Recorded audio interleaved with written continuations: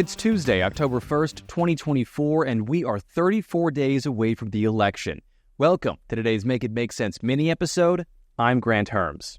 Now, before we get rolling today, I want to make a quick correction. I said the other day when I was talking about Hurricane Helene that the home of the University of North Carolina was in Asheville. The main campus is actually in Chapel Hill. There is a UNC Asheville, but a good friend of mine pointed that out to me, and in the spirit of honesty, I just want to let you all know, too. Also, these things happen. I'm just a boy doing these every single day on my own, and frankly, I'm burning the candle at wherever I can find an end, so some things are going to get missed, but I'm sorry nonetheless. And with that out of the way, today on the show, we are talking about the vice presidential debate tonight, how J.D. Vance and Tim Walz have been preparing, and what to look for tonight. Also, speaking of that, I'll be live fact-checking the debate tonight on TikTok Live, just like I did for the presidential debate. You can tune into that on my page. It's at Grant Herms TV. Now, if you'd rather watch the debate in peace and not have my voice there the whole time, but still want to fact-check, that'll be up on the Make It Make Sense Substack tomorrow, which also means today's episode might be a mini because I've got my own prep to do today as well. Now, speaking of fact-checking, let's talk a little bit about the rules of the debate tonight. It's being hosted by CBS at 9 p.m. Eastern, and it'll run about 90 minutes long. The candidates will be standing the whole time, no notes except for the ones they take while they're up there, just like the presidential debate. Unlike the presidential debate, CBS says it will be up to the candidates to fact-check themselves, which, will be fine, I'm sure. It's not like one of them didn't just spend the last month making up a story about immigrants in Ohio. But regardless, the mics will be live the whole time, which, depending on which Tim Walz and which J.D. Vance we see on stage, could make for some really interesting back and forths. Think Harris telling Vice President candidate Mike Pence, "I'm talking," when he tried to interject in her answer on stage during the previous VP debate, or Dan Quayle telling Al Gore to lighten up in the middle of their debate. Now, for those of you who are old enough to remember that debate. Now, those things do sort of get to the thing about vice presidential debates. It's that the candidates and the campaigns tend to approach it in a couple ways. Usually, it's a way for the campaigns to throw some pretty big punches or maybe hit a little below the belt to keep the boxing metaphor going there. The VP candidates are often chosen as somebody who can say the things the presidential candidates can't say in sort of an attack dog kind of a way. Now, they also work to balance out the ticket in a way that's meant to make voters feel better about some of the shortcomings the presidential candidate might have. And I'm expecting both of those things to be on display tonight from both men. So Tim Walz has been preparing in northern Michigan with Pete Buttigieg playing J.D. Vance in their sort of mock debates. And Buttigieg has had Vance's number when he's been on interviews and on the news in recent weeks, including on Fox News. And now Politico is reporting that privately, there have been some worries about Walz on a debate stage. He doesn't have a ton of practice in a high-stakes debate, and he can tend to, at least according to a few Minnesota Democrats who know Walz well, that he has a tendency to get defensive and shut down a conversation when he gets frustrated or flustered, which on a debate stage, he can't do. He also has this tendency to speak really quickly when he gets on a roll or maybe gets a little angry, to the point that one former opponent said it was like he got a little manic on stage. Now, what will be really interesting to see is how Walz straddles the line between being the folksy Midwestern dad thing he's got, but also an angry governor without having any of the blowback that might create on Harris to a certain degree. And not that what either of these VP candidates will say will be a direct relation to their running mates, but more of what it will say about the campaign and their temperament, which I'll get into in a little bit. I also expect Walz to bring up Vance's recent lies. He'll likely call into question Vance's personal story, which, since he wrote about Hillbilly Elegy and wrote that book, a lot of people from that part of the country have accused him of stealing their own collective story to boost his political career. One critic even writing in Rolling Stone this week that the story was hollow. J.D. Vance's autobiographical story, saying, quote, he puts on poverty like people put on makeup. And Walz will definitely try to put Vance on his heels when it comes to the way that he's talked about women and the role of women in American life. Walz will also likely bring up recent news stories about J.D. Vance where He's said a lot of really disparaging things about Trump in recent years before becoming the VP nominee, including calling him a reprehensible idiot and America's Hitler before flip-flopping on his opinion about Trump.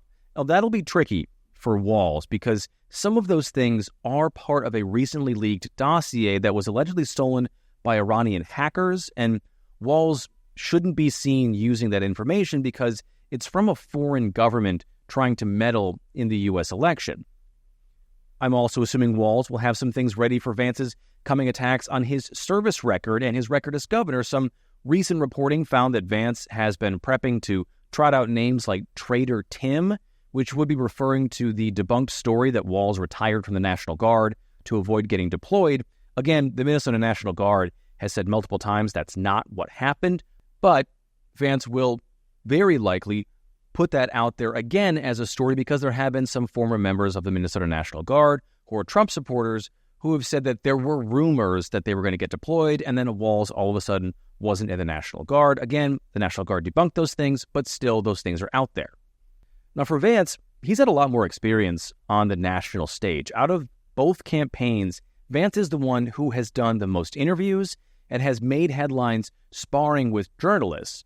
But his job in those interviews has been to be the policy guy because Trump isn't doing that on the campaign trail, and that will be J.D. Vance's job in the debate tonight. Now, Vance hasn't exactly been great at that either because while normally the people that go out and campaign for Trump or even his last vice president, Mike Pence, they try to temper the image of Trump as president. And Vance has not taken that approach, often getting bogged down in those rhetorical sparring matches with interviewers. But during his prep, Vance has reportedly been trying to hone a softer, more folksy image that includes the story of how he met his wife, Usha. Now, there's a long way to go with that because this is how he described that in a recent interview. Met this person that I thought was the most beautiful, most lovely, smartest, kindest human being in the entire world. And because I grew up in a country that didn't teach us to see skin color first and foremost, I fell in love with a person who wasn't the same skin color as me. And that's a cool thing that could only happen in the United States of America. So, yeah, apart from the fact that interracial marriage is legal and not uncommon in most developed countries in the world, the way he described that was weird, right? Honestly, I think that's going to be Vance's biggest hurdle. Walz will no doubt call him weird, and we've seen Vance time and time again having a really hard time having just normal interactions with people on the campaign trail, most notably when he went to order donuts at a donut shop in Georgia. If you haven't seen it, you should go look it up. It's really, really weird is kind of the only word that I can think of for it, but it's also telling about how Vance interacts with people. He's also been having a hard time connecting with people, even at rallies where his audience is incredibly friendly and the things that he's saying are scripted. Partly, Vance's inability to connect comes from his rise from the ashes of his not Appalachian roots to a fully fledged, deeply online conservative man, and that's the last thing that I want to talk about here. Having these two on stage, side by side, is a really important chance to put two different sides of American masculinity side by side, especially for younger voters. I talked a little bit about this before when I talked about Gen Z, Trump going on both far-right and flirt-right podcasts, meaning those are the podcasts that dabble in right-wing conspiracies or tendencies and are the I'm just asking questions people who are always just asking questions about things that are settled, like, phrenology is bad or vaccines are good. So Vance offers that kind of masculinity, a hyper-online, combative, misogynistic, meme-fueled idea of what it means to be a man in a very traditional sense. Walz, on the other hand, has styled himself as a much more softer kind of masculinity that is less constantly combative, that's more comfortable with compassion, and Walz has certainly worked to be someone who can, yes, hold his own, but can maintain that self-assuredness while playing the second to a woman, which a lot of men out there see as weak. So in terms of offering paths and models, and I am someone who thinks that the temperament of our leaders, even a vice president, which is like the skunk hole of political offices, they have an effect on the American identity. So having these two up against one another as options will be really interesting to see. Okay, that is it for today's MIMS Mini. Please rate and review the show, like and subscribe on YouTube, and then don't forget to tune in on TikTok Live tonight for the live fact check of the debate. You can just search at Grant Herms TV and then go ahead and like and follow there as well. You don't miss out on any of the things that I put up on social media on my own. And as always, you can share the show on every platform. It's MIMS News Pod. That's MIMS News Pod, all one word.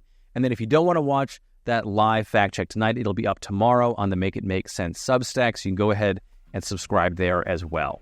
Thank you so much for listening today. I'm Grant Herms, and if I don't talk to you tonight in that live fact check, then I will talk to you tomorrow.